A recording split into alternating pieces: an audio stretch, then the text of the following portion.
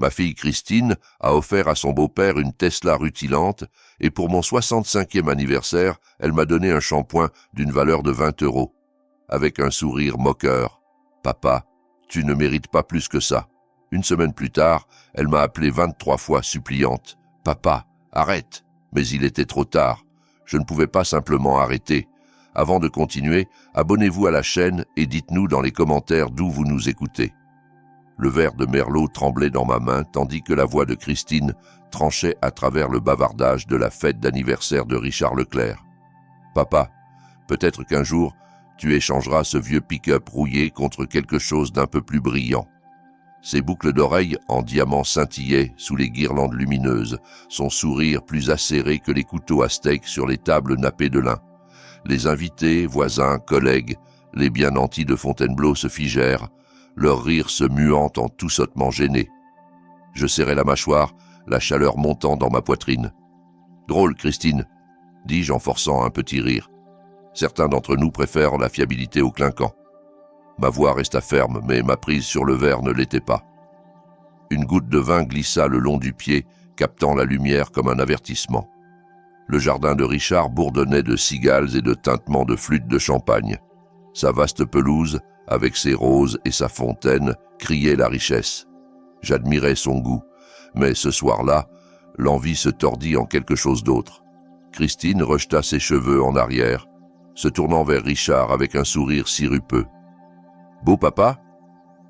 Vous méritez le meilleur, n'est-ce pas, Jonathan ?»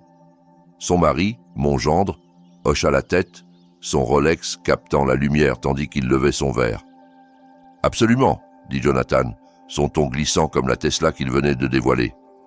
Rien que le meilleur pour papa, il tapa sur l'épaule de Richard, m'ignorant complètement. La foule murmura son approbation, leurs yeux allant et venant entre nous. Je restais là, en pantalon chino et chemise boutonnée, me sentant de plus en plus terne. « Allons montrer la vraie star de la soirée », appela Christine. Faisant signe à tout le monde vers la rue, les invités se pressèrent en avant, leur excitation palpable. Je suivis, mes mocassins s'enfonçant dans l'herbe, ma fierté encore piquée par sa pique. Elle n'avait pas toujours été comme ça. Ma petite fille, qui suppliait autrefois pour des promenades à dos d'homme, maniait maintenant ses mots comme des armes. La Tesla brillait sous les lampadaires, ses courbes noires lisses arrachant des exclamations, un modèle S-Plaid. Jonathan annonça, bombant le torse, entièrement équipé pour l'homme qui a tout. Richard rayonna, passant sa main sur le capot. La surface de la voiture reflétait la foule, leurs visages illuminés d'émerveillement. Mon propre reflet me fixait, déformé, mes yeux creusés par la courbe du verre. Je fourrai mes mains dans mes poches, avalant la douleur. « Des enfants généreux, vous avez » murmura un invité, Thomas du club de golf à côté de moi. Il sirota son scotch, inconscient du nœud dans mon ventre. « Ils savent comment faire une déclaration, dis-je, ma voix plus légère que je ne me sentais. » Christine serra Richard dans ses bras, sa performance impeccable, tandis que Jonathan lança la clé en l'air, la rattrapant avec un sourire. La foule applaudit, mais je surpris son regard, un froid fugace dans ma direction. Ce n'était pas juste de l'indifférence, c'était du mépris. Je levai mon verre pour un toast. À Richard. Jonathan m'interrompit. « Gérard, pas de discours ennuyeux. Papa est l'homme de l'heure. » Christine rit sèchement. J'abaissai mon verre, forçant un sourire. La fête continua. Des assiettes de sliders au homard circulaient. Le quatuor entonna une version animée de « Fly Me to the Moon ». Je dérivais vers le bord de la pelouse, mon esprit repassant ces mots. Vieux pick-up rouillé.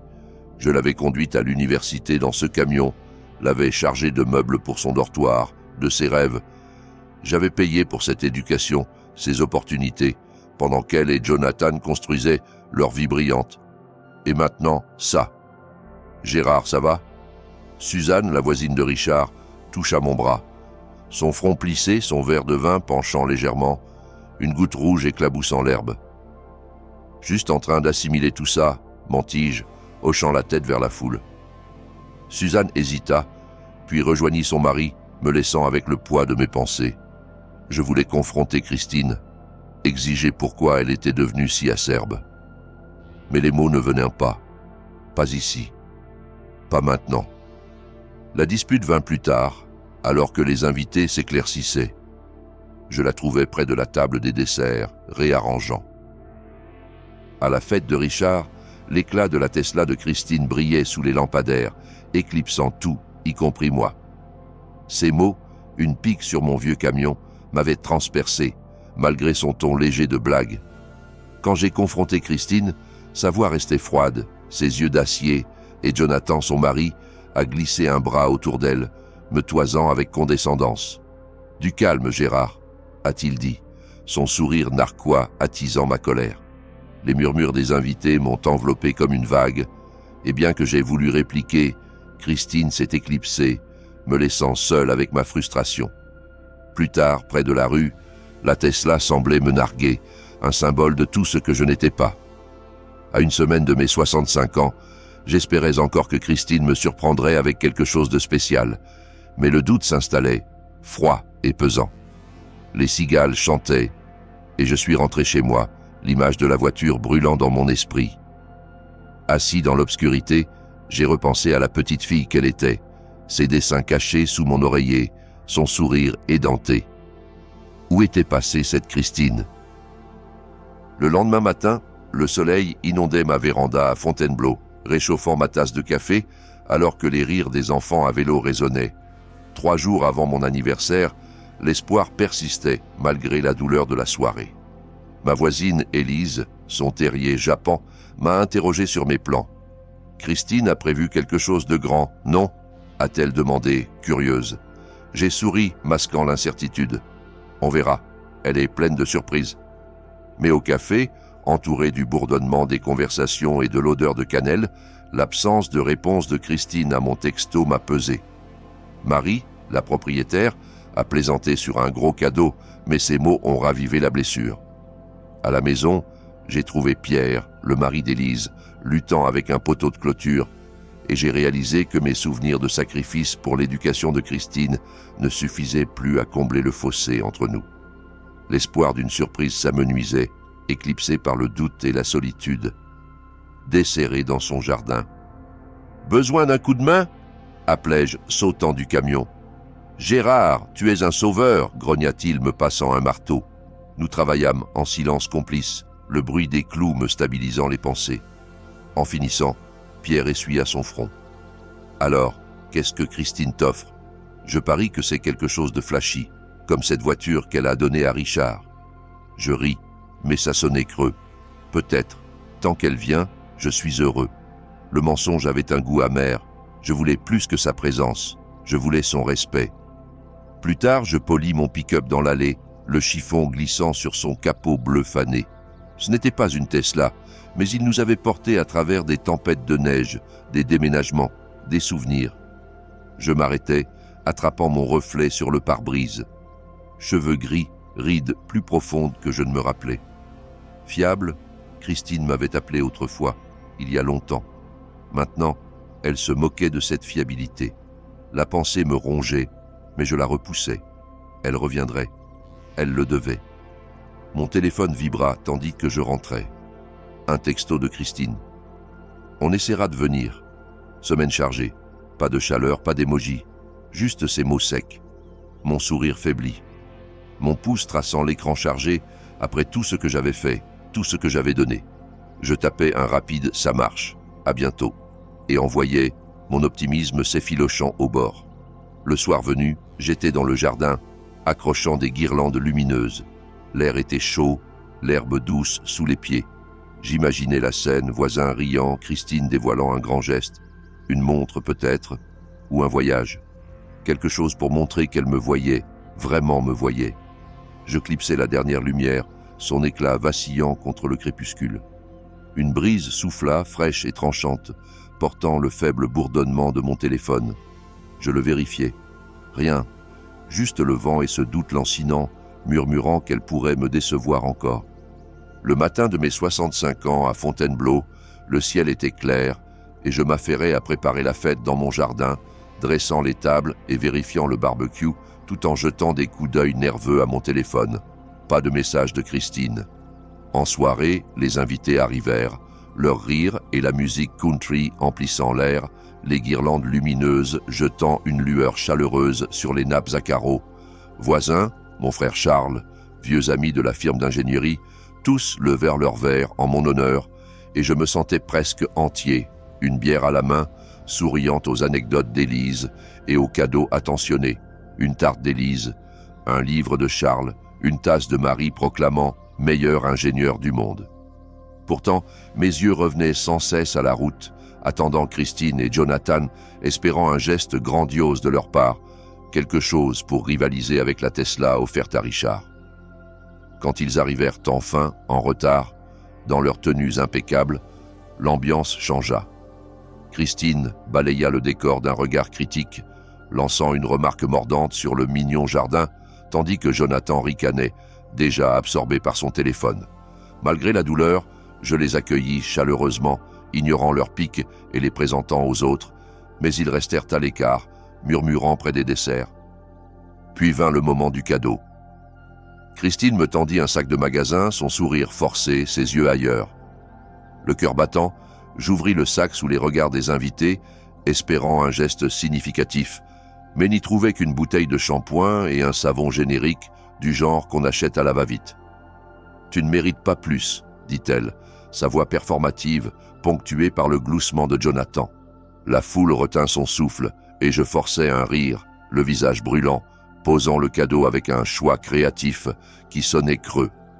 Au dîner, Christine enfonça le clou, critiquant ma maison pittoresque avec un sourire mielleux, ses mots comme des aiguilles.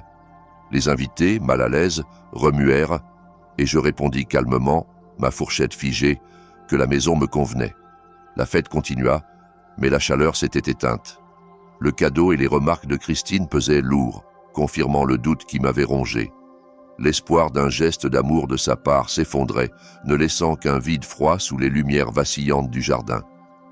Besoin d'un manoir. Quelques-uns hochèrent de la tête, mais ses yeux se plissèrent. Jonathan sauta dedans, son sourire lupin. « Ouais, mais un peu d'ambition n'a jamais fait de mal. Hein, Gérard, peut-être rafraîchir cette odeur à toi. » Il agite la main comme pour chasser une mouche. Le rire jaillit de Christine, cruel et tranchant. Un enfant à la table, la petite fille de Thomas, tira ma manche, ses yeux larges, confus. Le jardin se tut, la musique soudain trop forte. Ma chaise racla en arrière, le bruit crut contre l'herbe. « Assez !» criai-je, ma voix fendant l'air. Les assiettes tintèrent, un verre bascula, l'eau se répandant sur la nappe. Le sourire de Christine disparut. La mâchoire de Jonathan se serra, mais il ne bougea pas. Tous les yeux étaient sur moi, le poids de leur regard lourd. « Gérard, il ne voulait pas », commença Élise, mais je secouai la tête, mon pouls rugissant. « Non », dis-je, plus bas maintenant, mais ferme. Il le pensait. Christine se leva, jetant sa serviette. « Ingrat », siffla-t-elle, attrapant son sac. « Viens, Jonathan. » Il suivit, marmonnant sur le temps perdu. Ils franchirent la porte en tempête, le moteur de leur voiture rugissant peu après. Les invités restèrent figés, leurs murmures doux, apitoyés. Je fixais le sac cadeau, son papier de soie froissé me narguant. Les lumières scintillaient au-dessus et ma colère brûlait, stable et dangereuse, sans nulle part où aller. La fête s'éteignit, les invités murmurant, évitant mes yeux. Certains essayèrent de faire la conversation, mais les mots semblaient forcés. Un par un, ils dirent au revoir. Leurs embrassades plus serrées que d'habitude, comme s'ils sentaient ma blessure. Quand le dernier invité partit, je restais seul au milieu des assiettes éparpillées et des lumières tamisées. Le silence plus lourd que ma colère. Le jardin était silencieux, les lumières oscillant. Je empilai les assiettes, pensant au shampoing de Christine dans mon éclat. Assez. Étais-je allé trop loin? Je portais une pile d'assiettes à la poubelle, l'herbe humide sous mes mocassins. L'air sentait le charbon de bois restant et le lilas, un mélange qui aurait dû être réconfortant, mais ne l'était pas. Mon frère Charles était resté le plus longtemps, sa main lourde sur mon épaule. « Tu ne méritais pas ça, Gérard », avait-il dit, sa voix bourrue. Ils ont franchi la ligne. Élise, ma voisine, m'avait serré dans ses bras, son parfum doux contre la douleur dans ma poitrine. « Tiens-toi droit », avait-elle murmuré. Leurs mots me soutenaient, mais maintenant, seul, le doute s'insinuait. Je m'arrêtais, une tranche de gâteau à moitié mangée me fixant depuis une assiette. Mon reflet dans la porte-fenêtre me surprit. Cheveux gris, moustache, yeux fatigués. Avais-je surréagi? Le sourire narquois de Christine. La taquinerie de Jonathan sur mon odeur. Ils avaient voulu blesser. Mais crier comme ça, devant tout le monde, peut-être leur avais-je donné ce qu'ils voulaient. Une scène, une raison de m'appeler ingrat. Je secouais la tête, attrapant un balai pour balayer la terrasse. Les poils raclaient rythmiquement, me grounding. Non, ils m'avaient poussé. Des années de leurs affronts défilèrent dans mon esprit, tranchants et non sollicités. Comme le temps après le mariage de Christine, quand j'avais payé pour le lieu, les fleurs, sa robe de rêve. J'avais appelé pour vérifier son voyage de noces, ma voix impatiente, seulement pour entendre son soupir au téléphone. « Papa, je suis occupé », avait-elle dit, son ton sec, comme si j'étais une nuisance.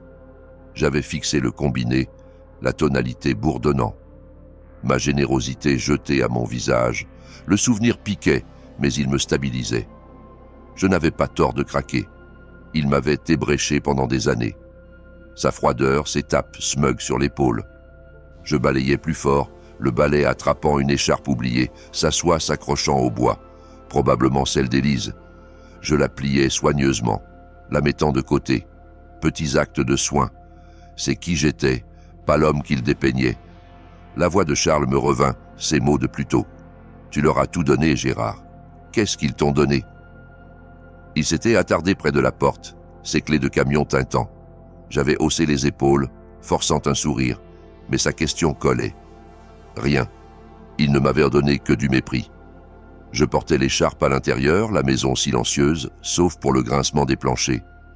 Dans la cuisine, l'étreinte d'Élise rejoua, sa force tranquille, me pressant de me tenir droit. « Ils sont ingrats », avait-elle dit en partant, ses yeux féroces. « Ne les laisse pas te marcher dessus. » Ces mots allumèrent quelque chose en moi, une étincelle qui n'était pas morte avec la fin de la fête. Je m'enfonçais dans mon fauteuil dans le salon, les vieux ressorts gémissant. Le sac cadeau était sur là. Une semaine après ma fête d'anniversaire, la colère brûlait encore, attisée par le sac cadeau froissé sur ma table basse, shampoing et savon, une insulte à 20 € qui disait tout. « Tu n'es rien pour nous ». Ce n'était pas juste un mauvais cadeau, c'était un message de Christine et Jonathan, moquant mes années de sacrifice pour elle, ma maison, mon legs d'ingénieur.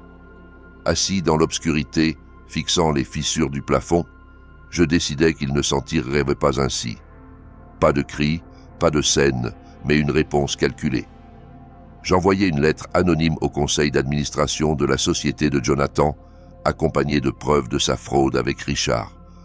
Ce jour-là, Christine inonda mon téléphone de 23 appels suppliants. « Papa, arrête !» Elle soupçonnait, mais ne savait pas.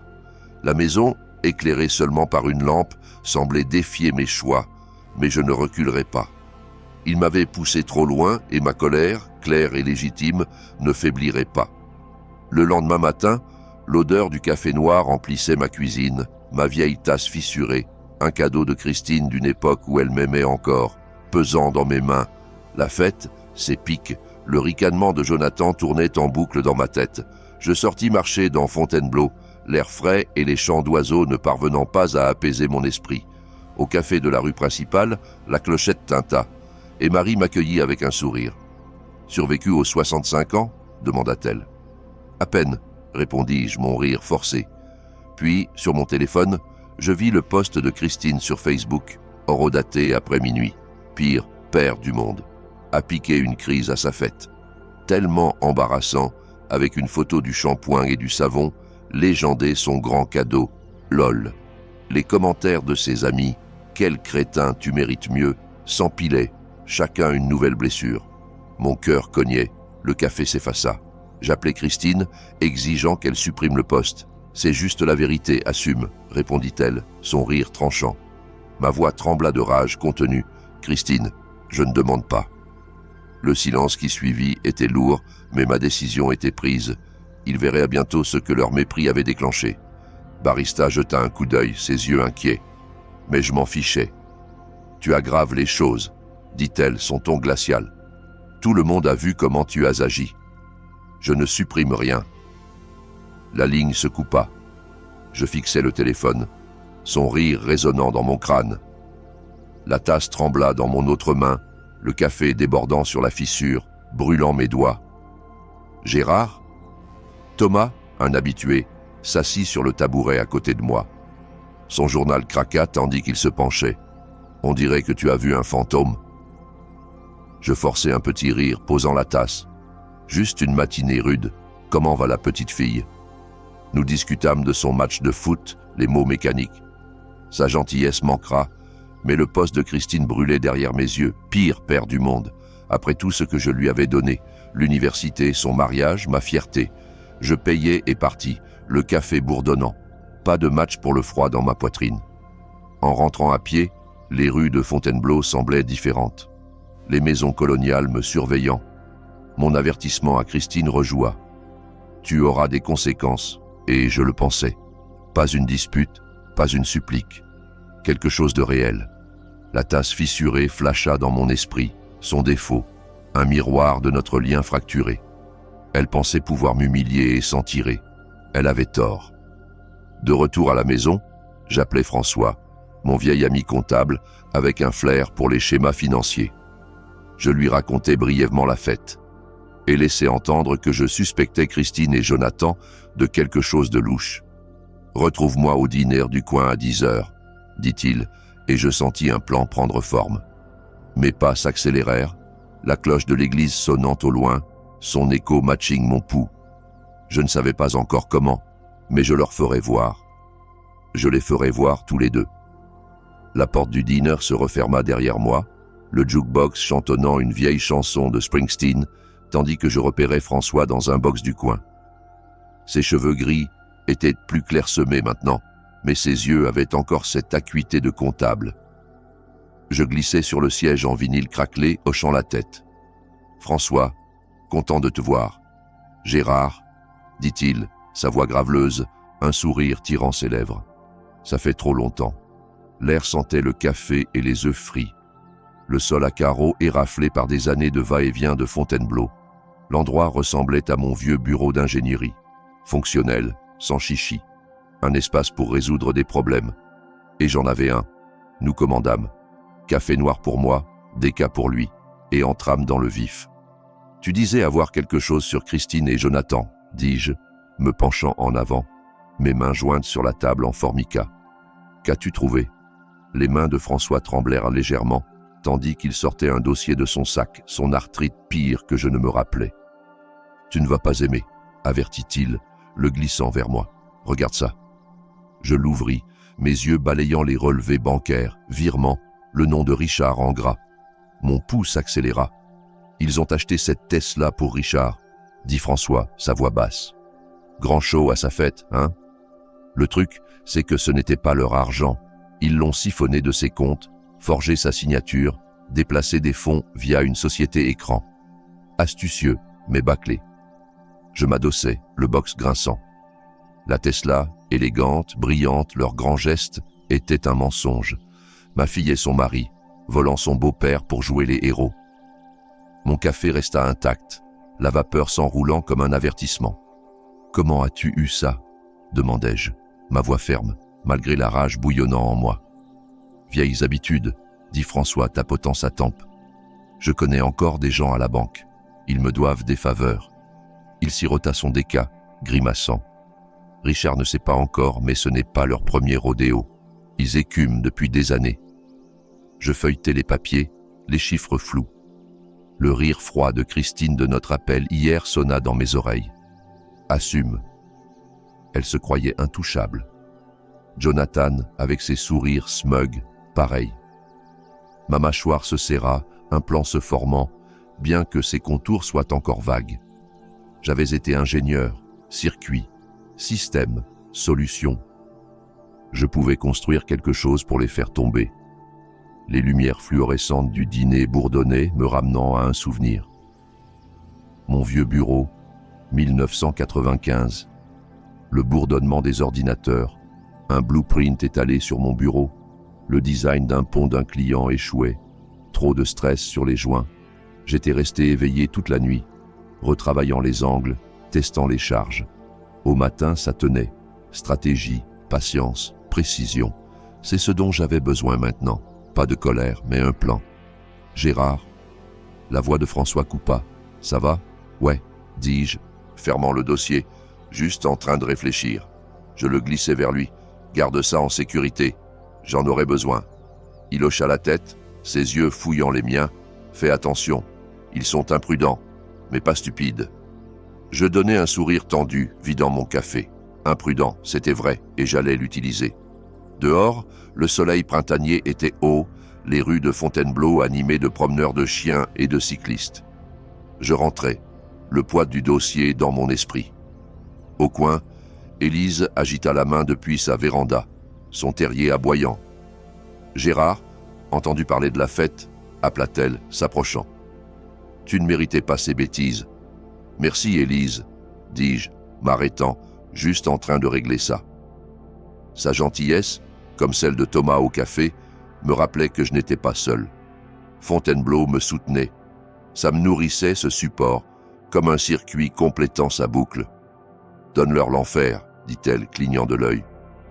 Je gloussais, le premier vrai rire en jour, et continuais à marcher. À la maison, je fouillais mon bureau, trouvant mon vieux cahier d'ingénierie, relié en cuir, page jaunie mais solide. Je tournais à une page blanche, le stylo lourd dans ma main. Christine et Jonathan pensaient avoir gagné, pensaient que je m'effondrerais. Mais j'en avais fini d'être leur idiot. Je commençais à noter. Nom, date, idée. La lampe de bureau jetait une lueur étroite. La maison sombre autour de moi, le stylo grattait. Chaque trait, un pas vers quelque chose de plus grand. Ils auraient des conséquences, d'accord, et je m'assurerais qu'ils ne le voyaient pas venir. La lampe de bureau jetait un faisceau étroit à travers mon bureau, la seule lumière dans la maison, tandis que je scellais l'enveloppe. Mes doigts pressèrent fermement l'adhésif, une légère collante l'ingérant sur ma peau.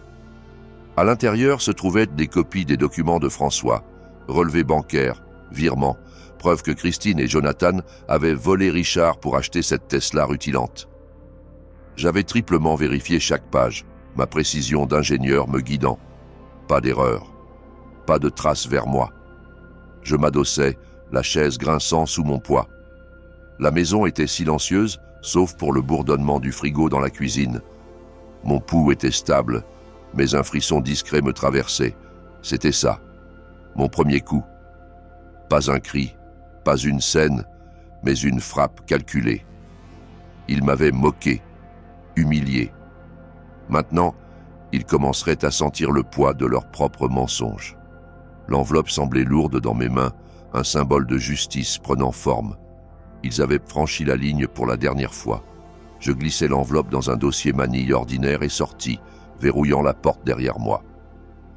L'air du matin était vif, les rues de Fontainebleau encore ensommeillées sous un ciel pâle de mai. Dans un petit parc près de la sortie de la ville, je rencontrai le coursier, un homme filiforme en sweat gris à capuche, ses yeux dartants tandis qu'il prenait le dossier. « Pas d'adresse de retour, dis-je, ma voix basse. Livre-le au bureau de Richard Leclerc d'ici midi. Espèce, comme convenu. » Il hocha la tête, un tic nerveux agitant sa mâchoire. « Compris. Ce sera fait. » Il empocha les billets que je glissais sur le banc, les billets craquant contre sa paume. Je le regardais disparaître sur le chemin, ses baskets raclant le gravier. L'anonymat était mon bouclier. Richard aurait la vérité, mais mon nom n'y toucherait pas. À la bibliothèque, je m'assis à un ordinateur, accédant aux archives publiques. Mes compétences en ingénierie et cours de données financières aidaient à traquer les dépenses de Christine et Jonathan. Dossiers de cartes de crédit, registres immobiliers, un sillage d'extravagance, vêtements de designer, une seconde maison à Deauville, dîner coûtant plus que mon budget mensuel d'épicerie, avidité, mise à nu en noir et blanc. Je griffonnais des notes, mon stylo grattant furieusement, chaque fait une brique dans le mur que je construisais. Le silence de la bibliothèque me ramena à 1987. Ma table à dessin encombrée de blueprints, un projet d'entrepôt d'un client échouait. Poutre défectueuse, mauvais calcul. J'avais retravaillé le design en une nuit. Tasse de café s'empilant, ma règle à calcul flou. À l'aube, c'était parfait. Ce même focus me drivait maintenant. Christine et Jonathan n'étaient pas des poutres, mais ils étaient défectueux, cassables. Je trouverais les points de stress. Gérard, Madame Larson, la bibliothécaire, s'arrêta près de ma table, ses lunettes perchées sur son nez. « Tu es plongé dedans aujourd'hui.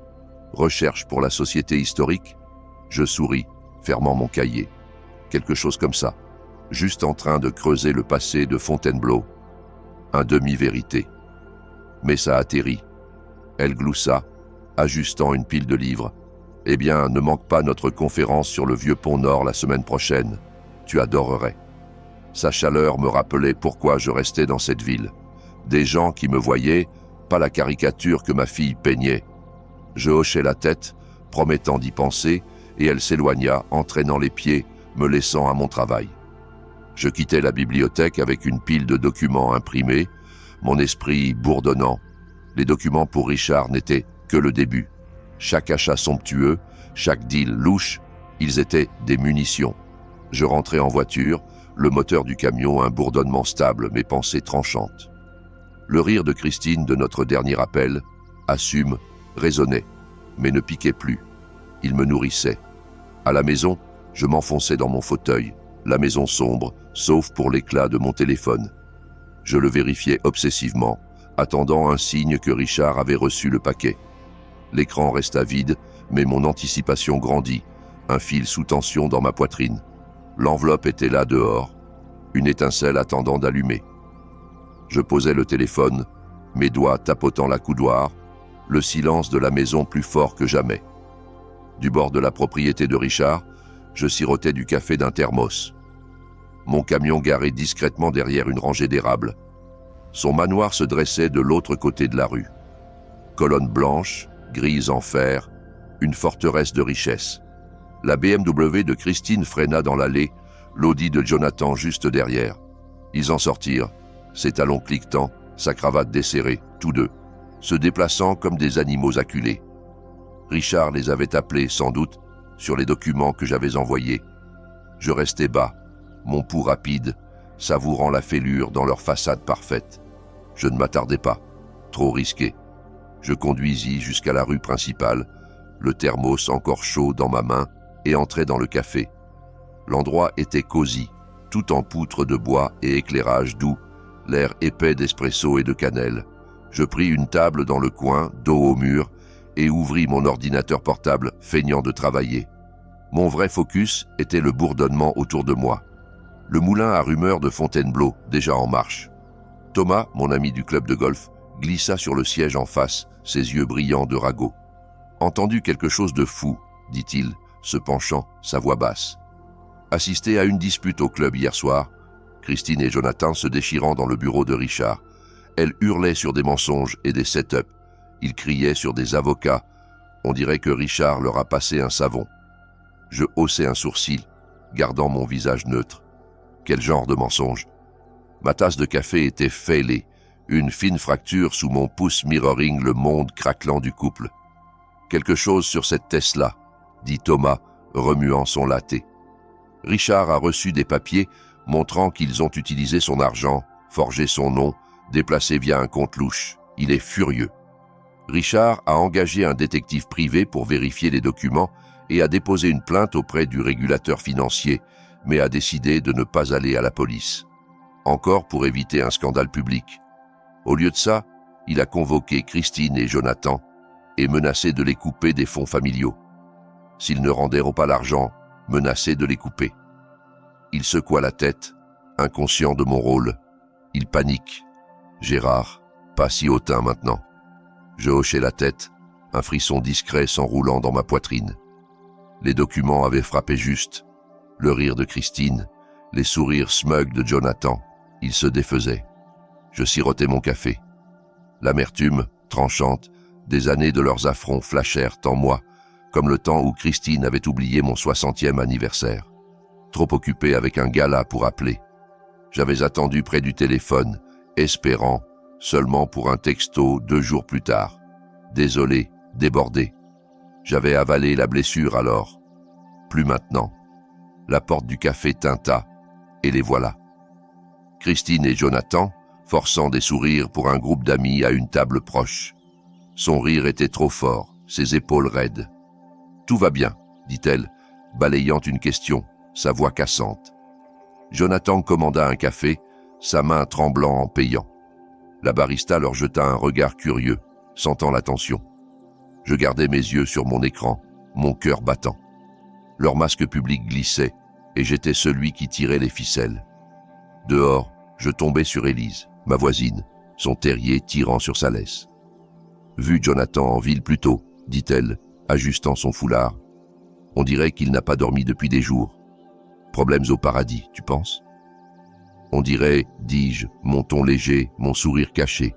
Je suppose qu'ils ont des explications à donner. Élise sourit, inconsciente, et nous nous séparâmes. Ces mots nourrissaient ma satisfaction comme du carburant sur un feu. Fontainebleau observait, jugeant, leur vie parfaite craquelait, et je n'avais pas fini. La chaleur du café l'ingéra dans mon esprit, ramenant un autre souvenir. Le premier appartement de Christine, moi traînant des meubles sur 3 étages, elle me remerciant à peine. J'avais balayé ça, me disant qu'elle était jeune, occupée. Maintenant, je voyais ce que c'était, droit. Cette patience était partie, remplacée par une résolution froide, stable. Alors que le crépuscule s'installait sur Fontainebleau, je rentrais à pied, l'air frais, les rues brillant de lampadaires. Mon téléphone vibra, un texto de Thomas. Plus de drama chez les Leclerc. Vu hurler sur Jay dans l'allée. C'est un bordel. Je le lus 2 fois. Un faible sourire tirant mes lèvres, la tasse de café fêlée flasha dans mon esprit. Une image parfaite de leur monde fracturant. Je rangeai le téléphone, mais pas léger, la nuit s'étirant avec des possibilités. La balançoire de la véranda grinça sous moi, le soleil du matin chaud sur mon visage tandis que je scrollais Facebook. Le dernier post de Christine flambait sur l'écran. Mon père répand des mensonges vicieux sur nous. La jalousie est moche, papa. Les commentaires affluaient, certains soutenants, d'autres sceptiques. Ma mâchoire se serra, mais un gloussement m'échappa. Ils se débattaient, m'accusant pour sauver la face, et ça se retournait contre eux. Une pétunia fanée dans un pot près de la balançoire attira mon œil. Ses pétales se recroquevillant, un écho silencieux de leur crédibilité fanante. Je posai mon café, la tasse fraîche contre le bois usé. Leur désespoir était presque comique. Ils pensaient pouvoir tourner Fontainebleau contre moi, me peindre en vilain, mais j'étais resté silencieux, caché, les laissant creuser leur propre tombe. Mon téléphone vibra. François, mon ami comptable, demandant à se rencontrer. Urgent, lisait son texto. Je pris mes clés, la balançoire oscillant encore tandis que je me dirigeais vers le parc. Au parc des Minutemen, François attendait sur un banc, ses mains agitées, un rire nerveux s'échappant tandis que j'approchais. « Ils ont essayé de me soudoyer », dit-il, sa voix basse, jetant un œil autour. L'air sentait l'herbe coupée, les feuilles bruissant dans la brise. Sont venus chez moi hier soir. Christine, tout sourire, offrant 10 000 € pour dire que ces documents étaient faux. Jonathan se contentait de fusiller du regard, comme pour m'effrayer. Je me penchai en avant, mes coudes sur les genoux. « Et leur ai dit de dégager », dit François, ses yeux durs. « Je ne joue pas leur jeu, mais ils sont désespérés, Gérard. Ils savent que Richard en a fini avec eux. » Il secoua la tête, son arthrite faisant trembler ses doigts. « Fais gaffe, ils sont acculés. » Je hochai la tête, mon esprit courant.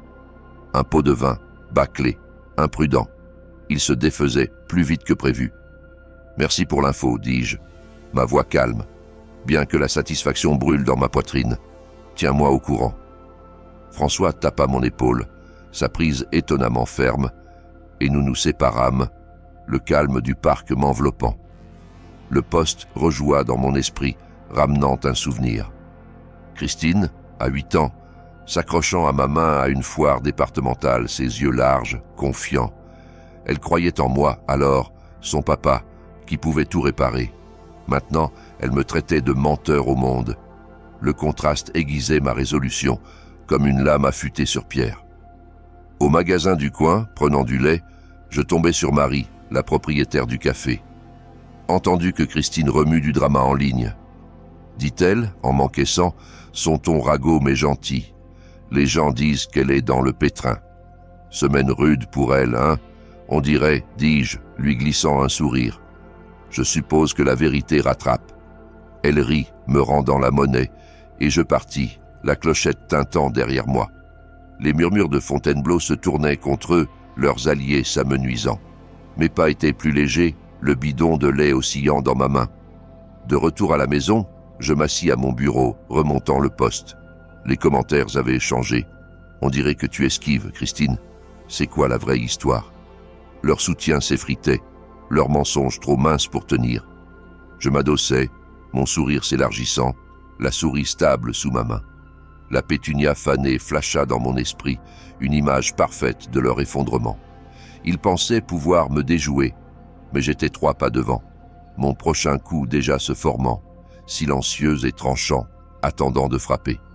La porte du cabinet d'avocat se ferma derrière moi, ma vieille mallette cognant sur le bureau en chêne poli. La pièce sentait le cuir et les vieux livres, un faible bourdonnement de circulation filtrant par la fenêtre des rues animées de Fontainebleau. Marguerite, mon avocate depuis 2 décennies, ajusta ses lunettes démodées, ses yeux vifs rencontrant les miens. « Prêt à parler chiffres, Gérard ?» demanda-t-elle, sa voix stable, professionnelle. Je hochai la tête, posant la mallette. Son cuir éraflait un témoignage silencieux d'années de choix prudents. « Allons-y. » Ma voix était calme, mais un courant de fierté me traversait. Christine et Jonathan pensèrent me connaître. Un retraité modeste, grattant sur une pension d'ingénieur. Ils allaient apprendre à quel point ils avaient tort. Marguerite tira un dossier, son stylo tapotant la page. « Vos investissements, immobiliers, actions, obligations. Vous avez construit un beau nid. 8 chiffres, conservativement. » Elle s'adossa, ses lunettes captant la lumière. La plupart des clients l'auraient flaunté. Vous non. Jamais vu le besoin. Dis-je, mes doigts traçant la poignée de la mallette. C'était pour la sécurité, pas le show. Le calme de la pièce me ramena à mon premier gros investissement, 1989, un duplex délabré acheté bon marché, réparé et loué. Pas de vacances, pas de voiture fancy, juste de la discipline. Chaque euro économisé une brique dans ma forteresse. Une qu'il n'avait jamais suspectée. Elle glissa un bloc légal. Vous mentionniez une stratégie contre votre fille et son mari. Diffamation, fraude, accusation sérieuse. Avec cette richesse, vous avez un levier. C'est quoi le plan? Je me penchai en avant, ma voix basse. Portez plainte. Diffamation pour ses posts Facebook. Malversation financière pour ce qu'ils ont fait à Richard. Utilisez les documents de François. Frappez-les où ça fait mal. Mes mots étaient mesurés, mais mon pouls s'accélérait. Ce n'était pas de la vengeance, c'était de la justice, précise et froide. Marguerite griffonna des notes, hochant la tête. On peut commencer par une plainte civile. Archives publiques, témoignage de Richard. C'est solide, mais ça va être salissant. Sûr? Certains, dis-je, ma mâchoire serrée. Ils ont eu leur chance.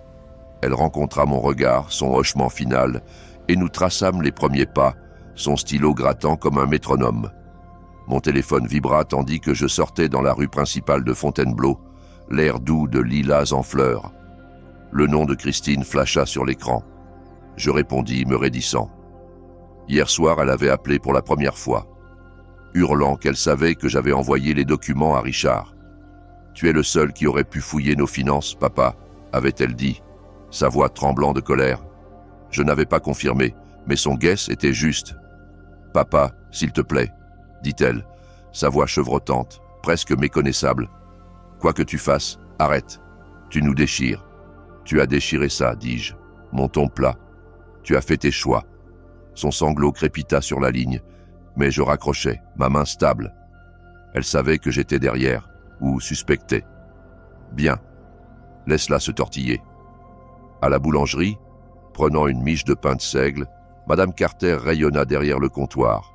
« Gérard, tu as l'air en forme aujourd'hui, » dit-elle, glissant le pain dans un sac. « Entendu que tu es le sujet de conversation de la ville, toujours à aider les gens, juste à faire ma part, dis-je, mon sourire sincère, mais bref. Sa chaleur me grondait, un rappel de qui j'étais pour Fontainebleau, pas le vilain que Christine peignait. Je partis, la clochette tintant, mon esprit sur la plainte. La mallette dans ma main semblait plus lourde, sa surface usée cachant le pouvoir que j'avais déchaîné. De retour à la maison, j'étalais les papiers légaux sur ma table à manger, la maison silencieuse sauf pour le tic-tac doux de l'horloge. Le brouillon de plainte de Marguerite listait chaque mensonge, chaque vol, en encre noire Stark. Mon téléphone vibra encore. Christine, un autre appel. Je le laissais sonner, le bruit tranchant contre le silence. Mes yeux restèrent sur les papiers, chaque ligne un pas plus près de la justice. La mallette était proche, une partenaire silencieuse dans mon plan, ses éraflures brillant faiblement sous la lampe, l'horloge de cuisine tic-tac stable. Tandis que je dépliais l'email de Marguerite, la confirmation de dépôt de la plainte brillant sur mon écran d'ordinateur, diffamation, malversation financière, tout étalé en légalisme clair, visant Christine. Comme une flèche bien placée, mon café fumait, intact, la lumière du matin slantant par la fenêtre, les mots flous brièvement, pas de doute, mais du poids. Justice, enfin en mouvement. Je m'adossais, la chaise grinçant, mon cœur stable mais féroce. Je me dirigeais vers le marché de Fontainebleau, l'air vivant de bavardage et d'odeur de produits frais, stand débordant de pommes, verres, confitures maison, la foule un mélange de locaux et de week-enders. Je m'attardais près d'un vendeur de miel, ma casquette basse quand je la vis Christine de l'autre côté de l'allée, ses lunettes de soleil designer perchées sur la tête. Son sourire forcé, son rire trop fort tandis qu'elle discutait avec une femme qui s'éloignait, son expression froide. Les amis glissaient de sa prise, leurs murmures tranchants. Je me détournais, mon pouls rapide, savourant les fêlures dans son monde. Le bourdonnement du marché remonta un souvenir. 2005, la voiture de Christine saisie. Sa voix paniquée au téléphone. J'avais viré l'argent, vidé mes économies pour la garder à flot. Son merci un texto sec. Pas d'appel, pas de chaleur. Je me disais qu'elle était stressée. Maintenant, je voyais clairement. Ingratitude tissée dans son cœur. Mes mains se serrèrent autour d'un pot de miel, le verre frais contre ma peau. Mon téléphone vibra. Christine encore ? Je me glissais derrière un stand, le bruit de la foule étouffant ses sanglots tandis que je répondais. « Papa, tu me ruines !» supplia-t-elle, sa voix crue. La plainte, les ragots. Tout le monde se retourne contre moi.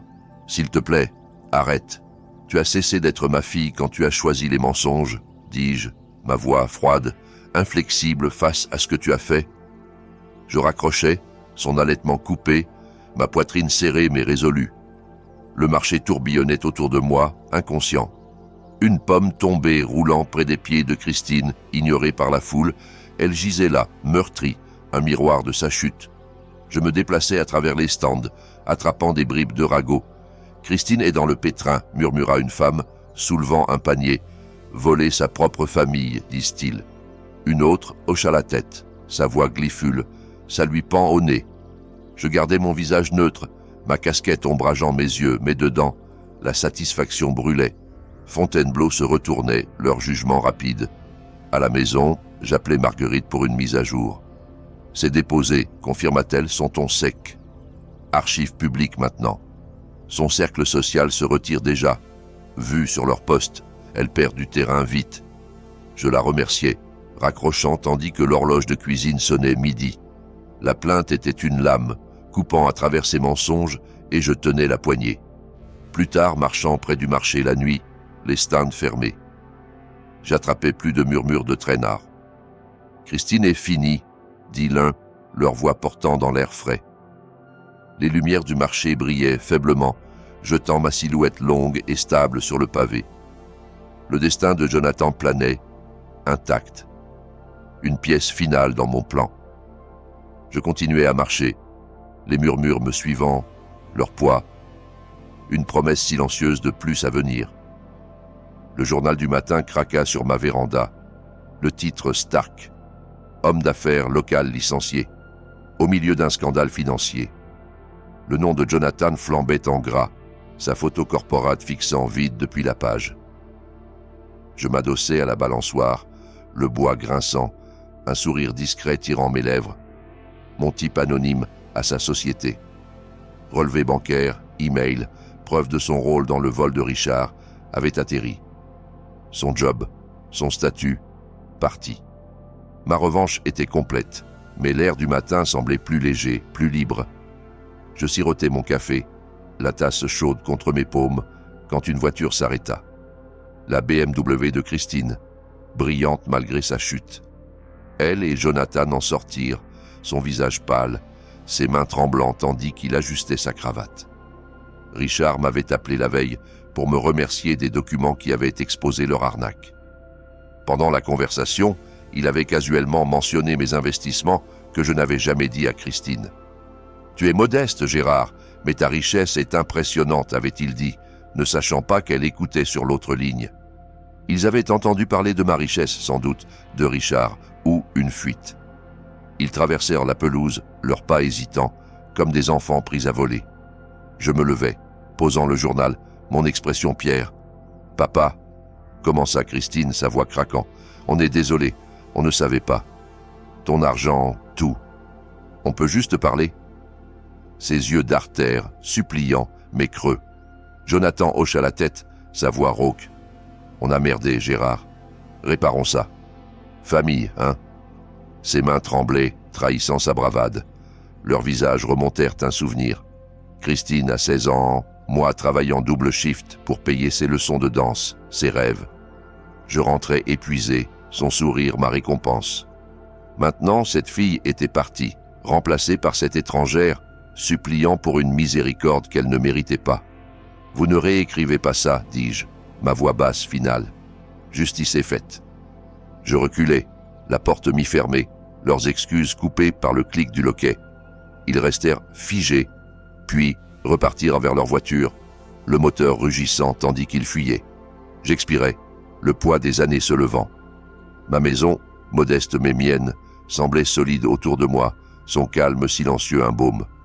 La valise près de la porte était faite. Un voyage solo en Bretagne, une cabane au bord de la mer, réservée avec mon propre argent. Liberté gagnée. Élise passa plus tard, son terrier aboyant tandis qu'elle s'accoudait à la rambarde de la véranda. « Gérard, tu es le sujet de Fontainebleau, » dit-elle, son sourire large. « Tu as tenu tête à ces deux-là, hein? Toujours su que tu avais de l'acier en toi. Juste à faire ce qui est juste, dis-je, mon sourire chaleureux, mais bref. » Ces louanges s'installèrent sur moi, un hochement final de la ville qui avait vu mon combat. Je lui fis signe tandis qu'elle partait, les aboiements du terrier s'estompant dans la rue. Je pris ma valise, sa poignée en cuir lisse sous ma prise, un symbole de la vie que j'avais reclémée. La maison verrouillée derrière moi, je montais dans mon pick-up, le moteur rugissant à la vie. Les rues de Fontainebleau défilèrent, maisons coloniales, pelouses vertes, le battement familier de ma ville. La route ouverte s'étendait devant, l'horizon large, mon cœur léger. J'avais affronté leur trahison, leurs mensonges, et en étais sorti entier. La valise bringue balait à l'arrière, et je continuais, libre enfin. Si vous avez aimé cette histoire, likez cette vidéo, abonnez-vous à la chaîne et partagez vos impressions sur cette histoire dans les commentaires. Pour écouter la prochaine histoire, cliquez sur la boîte à gauche. Merci d'avoir regardé.